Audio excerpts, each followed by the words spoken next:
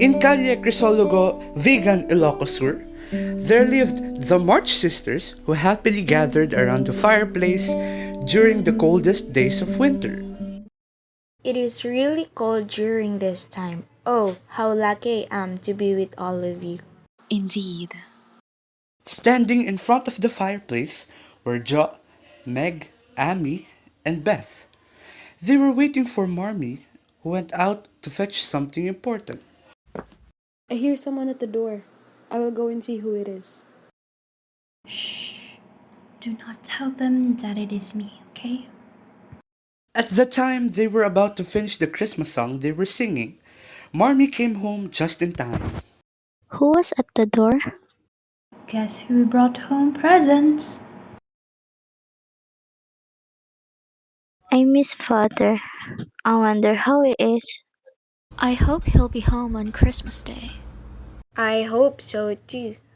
All we can do now is to hope for his safety and for him to come home soon. The next day, the sisters went for a walk to visit a nice garden. Upon going outside, they saw a young gentleman in the other house in front of theirs. As they walked along the path going to the garden, they noticed the young gentleman in the carriage following them. Meg stopped for a moment, and the carriage also stopped. The young gentleman came down and politely greeted them and introduced himself as Laurie. Laurie instantly became their friend, and they had that brother type of relationship with him. Jo, Meg, and Laurie decided to go to the acquaintance ball to meet new folks in their town.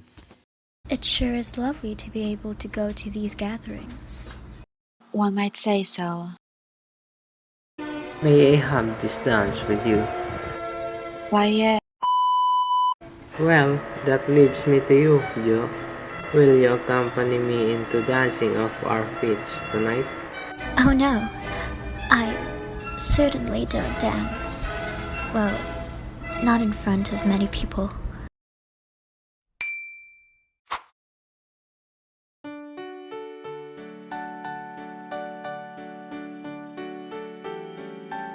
Oh, how I wish to go to college. Maybe you could go with me then. What are your plans if you went to college? I really do fancy being a writer.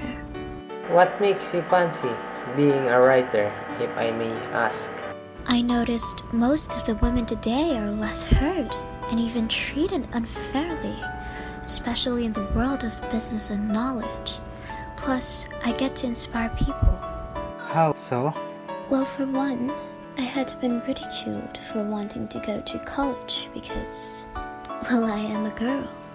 People think of women as soft and gentle, that we women would not be a great help to a society where it is only run by men. Well, I hope you do get into college. I know how successful you will be. A day after the acquaintances ball, Jo, Meg, and Amy were walking, taking Amy to her school. We will leave you here now, Amy. Why must I go to school? Well, if not, people will never look at you as a civilized person. I don't really care about what people think. It's not about what people will think. It's about doing it for yourself. I mean, what are your hopes and dreams, Amy? Do you just want them to turn into dust? It's not that I don't want to learn. I just hate how toxic the school environment is right now. I want to learn. I really do. But with that kind of environment, what will I learn? My dreams? My dreams were to always be able to help people in any possible way. So how do you think you can help people without trying to help yourself first? Amy, did you know that if you finish school, there will be more opportunities for you in the near future? It'll give you a better chance of being successful. Don't you want that? You too, to make a good point. I'm going to be late now. Well, you should go to school now, Amy. Come on, you'll be late.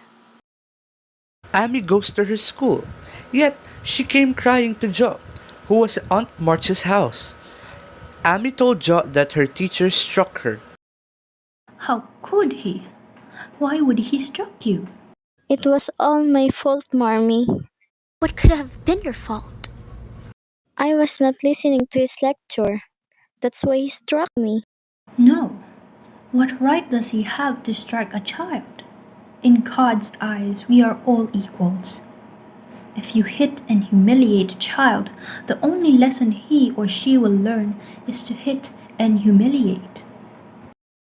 As they evaluate their feelings, Marmee decides to write to Amy's school. The letter said that Amy will be withdrawn from the school and Amy's Jo's responsibility from there on. A mail came today for you, Mrs. March. It's from the hospital. Your father has been injured.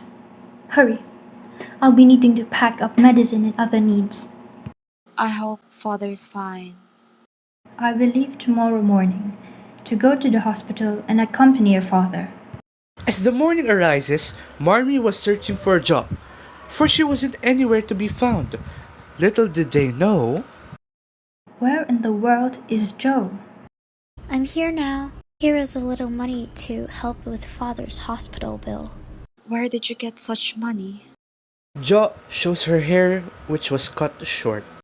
What have you done to your hair?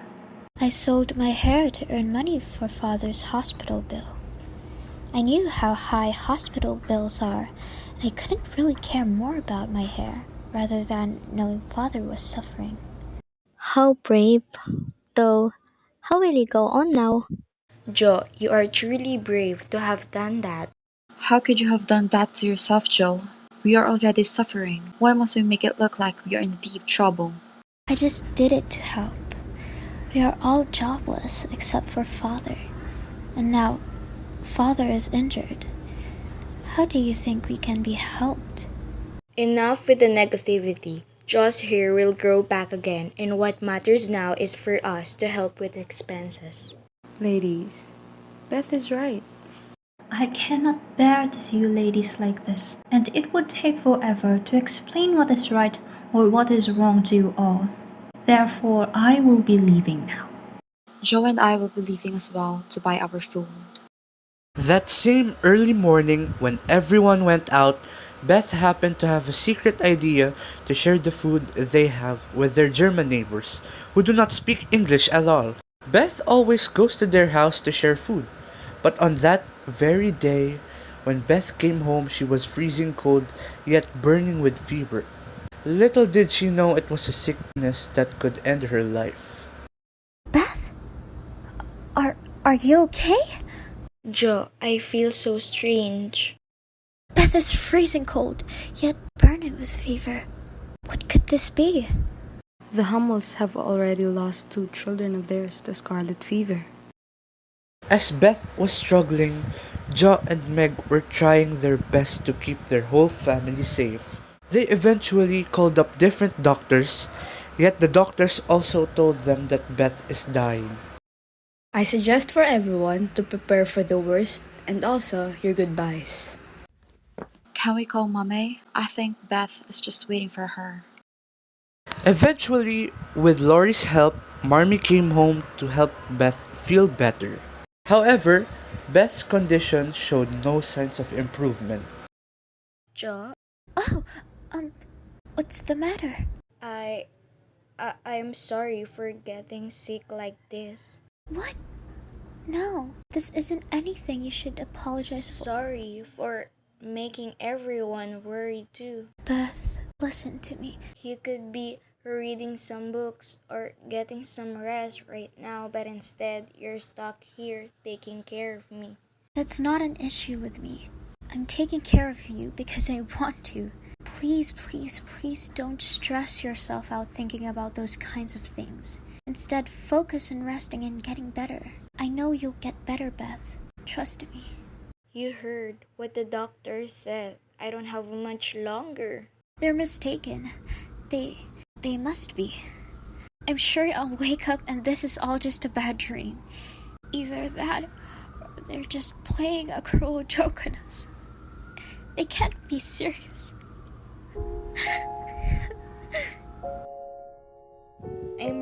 sorry.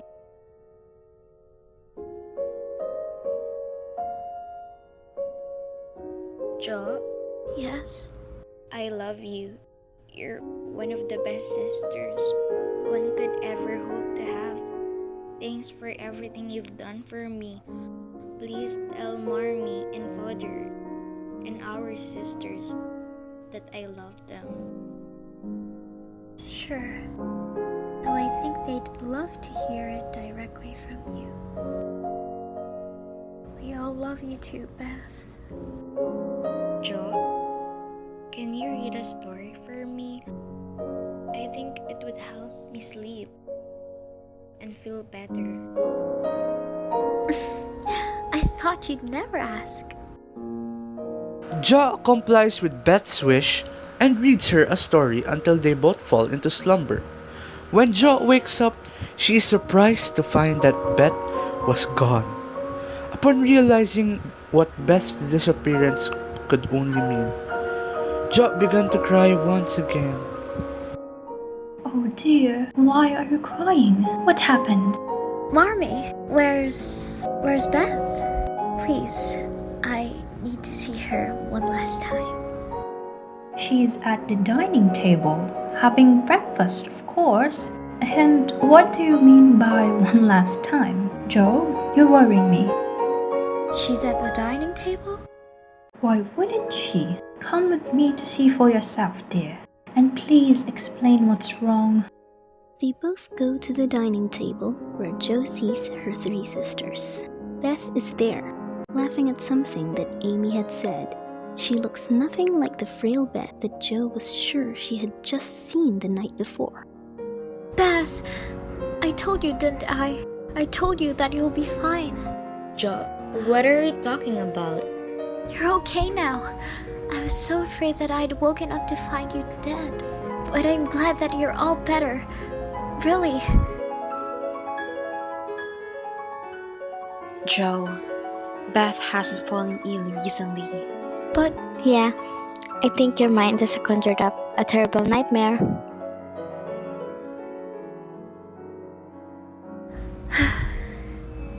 I made quite a fool of myself. But I really am glad that you're all right, Beth. I don't know what I'd do if that horrid dream was real.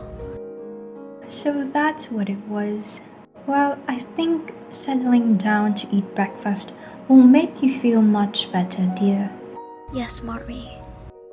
Jo joins her sisters for breakfast. Jo tells them all about her dream, which led them to shed a few tears, though they still end breakfast on a good note. It was Christmas Eve. The March household was filled with brightness and smiles. Can I sit here? No, sit here instead. I should have given this to you a long time ago. Alas, it will make music again. Please, play a song. While Beth was playing and everyone was singing, there was another surprise ready for them. Merry Christmas! The end. Well, Mr. Bear, do you think this manuscript is good enough? Yes, I believe it is quite fascinating.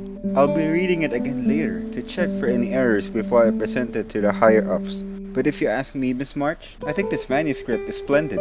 I'm sure it will be popular, especially among the little women out there. Maybe it'll even get adapted into a film one day, like that one series about wizards. Who knows? You flatter me too much, sir. But before that happens, the story needs to be published and well received by the readers first. Only then I can begin to dream of seeing it on the big screen. I bet my family would love it. And with that, a long chapter in the lives of the March family eventually came to a close. However, this is not the end of their story, for they shall encounter more challenges in life as time passes by. And even so, none of the March sisters, not Meg nor Jo, and neither Beth nor Amy, are afraid to face this new chapter of their life. Because of them, all that matters is that they live their lives with their family, the people they love and treasure most.